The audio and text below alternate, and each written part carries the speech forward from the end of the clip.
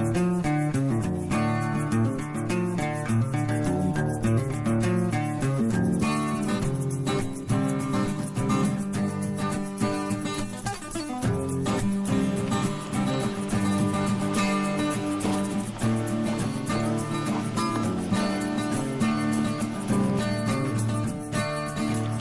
to the Emporium Outdoors. My name is Michael, and today we're going to be looking at this PrincessAuto wood stove for my up and coming winter camping trips. So I just picked up this stove a few hours ago, and I'm going to go ahead and put together. This is the largest wood stove that PrincessAuto has. So this is a slightly bigger stove than the one I currently have, which is a Nyko stove, and this should hold a bit more heat and run for a little bit longer. So without further ado, let's get it unpacked and see what we've got here.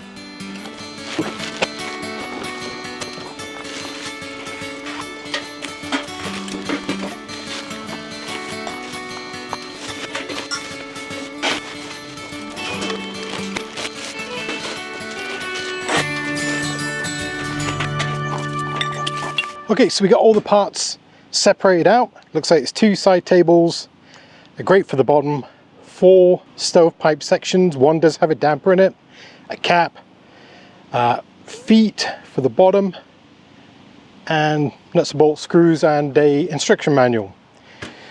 So interesting. So my first impressions.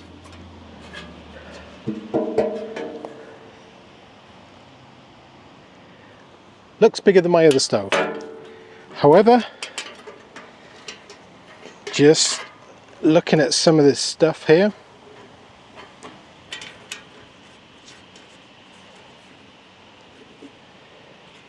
I think it's going to take some adjustments to get this guy put together and working. I can tell, having built stoves and designed them in the past. You can check out my videos up here. Yeah, this is going to take some adjustment. This air feed system is not big enough. I can tell right away, because this is a 5-inch flue or chimney. This feed hole for the air at the front there, right here, doesn't look big enough, but I could be wrong, but let's check it out. So I'm going to go ahead and assemble it, and we'll see how it looks.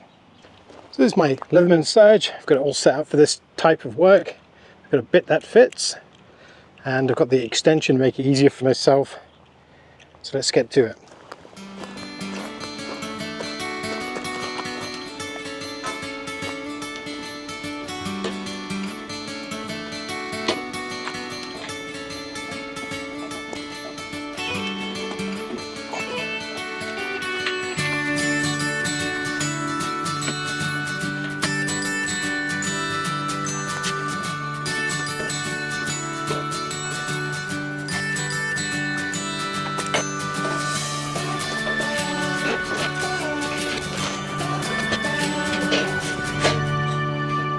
Okay, so we got the main part of the stove together. Let's go ahead and put the rest of it.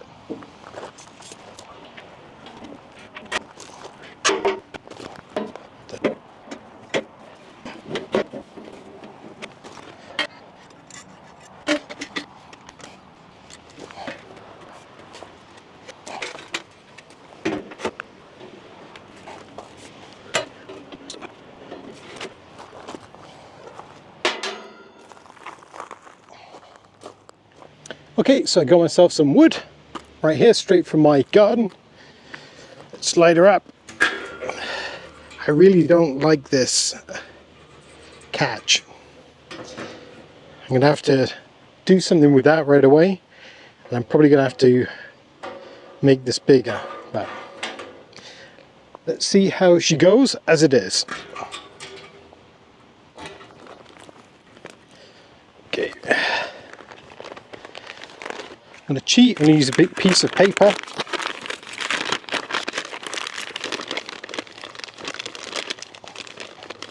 So I'm just going to make it like a little corrugation. Slip that under the tray.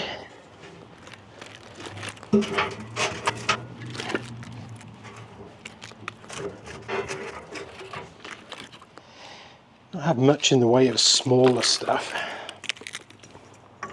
This stuff is so dry, I think it will just go up anyway.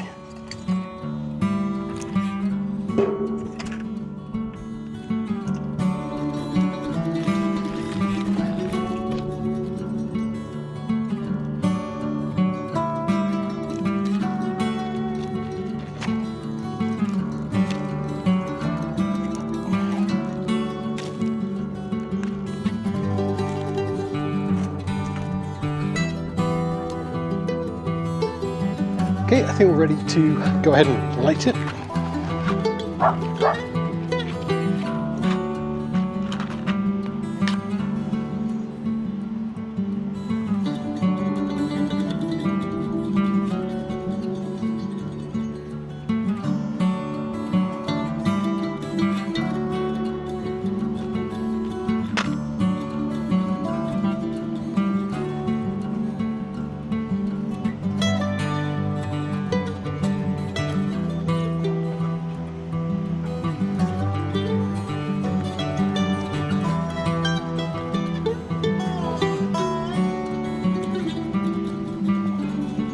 But it looks like we've got a fire.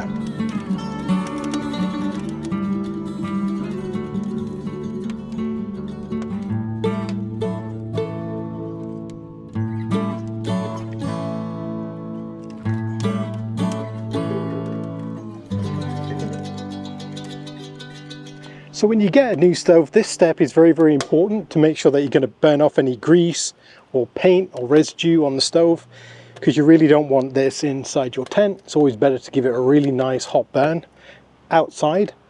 You'll see all this will also discolor and all this coating will come off. And we should have hopefully a nice cherry red. Then hopefully we'll get the stove cherry red, and that'll proof the stove and that'll be ready for use afterwards. So a couple of things I do like. It seems very stable. It's a nice height. It's much taller than my other stove. I do like the side tables. Seem reasonable. But like I say, the damper, I don't know if it's going to cut it or not. Could be wrong. We'll wait and see. Okay, we'll leave that for 5 minutes for the fire to build up, and we'll come back shortly. Okay, as you can see, the stove's getting actually quite warm now. So it's burning quite nicely. I do see some of the smoke and the paint, etc. Not sure how this catch is going to work long term without burning my hands. It's very silly. I got to admit, that's very silly. Same with this.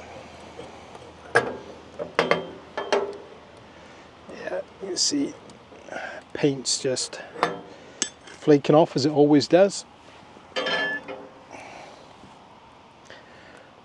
but we'll let that burn in for a little bit longer and leave it for an hour or so, and just keep an eye on it, and we'll come back after it's cooked for an hour or so. I'll keep it stacked with wood and we'll see what the results are.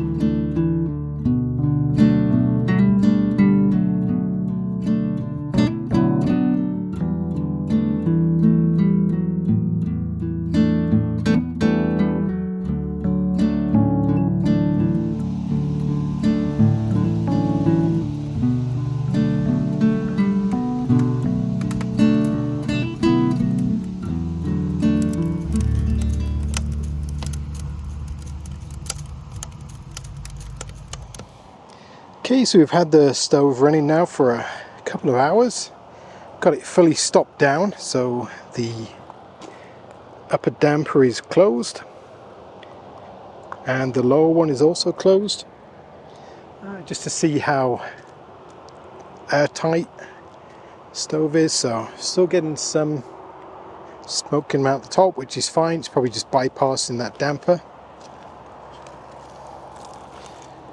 There's a little bit of gapping at the back, nothing crazy, nothing coming out of the collar.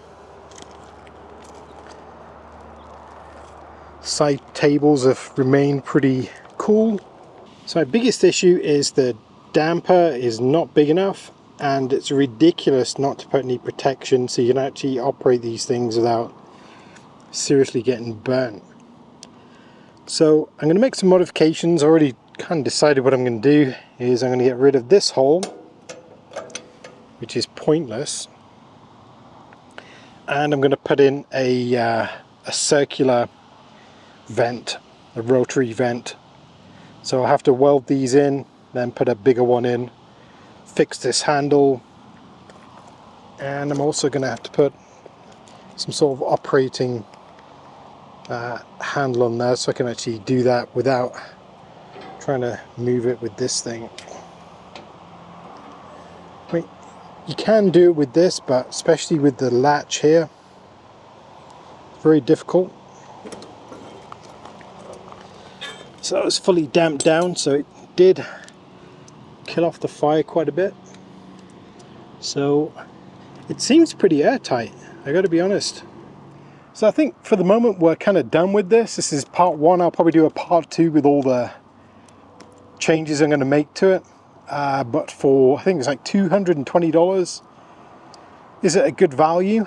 I don't think you can buy the materials to build a stove for that money. So in that sense it is. Are there better deals around? I think they would be hard to find. If you're handy with a welder and you're happy to do a bit of work on something like this, I think you can make a really good stove out of it.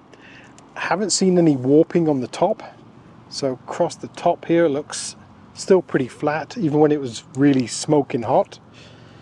So I think we'll be okay. It's a nice height. I think it's going to work great in my double ice fishing tent.